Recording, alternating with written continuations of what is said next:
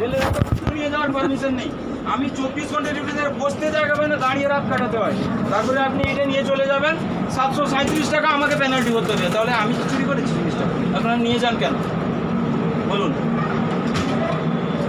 এর পেনাল্টি তো আপনাকে দিতে হবে, না হলে টিচিং স্যারকে আমি ফোন করে, স্যার স্যার স্যার আচ্ছা শোনো, ভুল কিছু না, তোমাকে পেনাল্টি ভরতেই হবে। 10 জন চুরি করলে যে একজন ধরা পড়ে না, তার অবস্থা খুব খারাপ। না হলে তুমি এখনই আমি ডিডি স্যারকে বললে, আমি নিজের অবস্থা হয়নি। আপনার ব্যাগ থেকে বেরিয়েছে জিনিসটা, আপনি বলছেন যে আপনি কেন নিয়েছেন বলুন, কেন নিয়েছেন জিনিসটা? আপনি আমার রেলের অতিথি, শুনুন, আপনি আমার রেলের অতিথি। আপনি যেরকম পয়সা দিয়ে চুরিটা মানুষ করে না, মানুষ চুরি করে না, কথাটা বুঝুন। আপনি যেরকম এসছেন আমাকে অতিথি সেবা দিয়ে আপনার যাত্রাটা যাতে শুভভাবে হয়, আপনি সার্ভিস সুষ্ঠুভাবে যেতে পারেন, তার জন্য আপনাকে এই সার্ভিসটা দেওয়া। আপনার এই জিনিসটা গোছানো আমার কাজ নয়।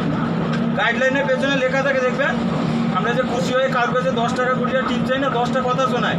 আপনার ব্যবহার জিনিস দেই না, আপনাকে আমি ব্যবহৃত জিনিস দিই, ফোন করার জিনিস দিই। আপনি কেন করেছেন এটা? আমি নিজের অজান্তে করেছি। নিজের অজান্তে কেউ ভুল করে?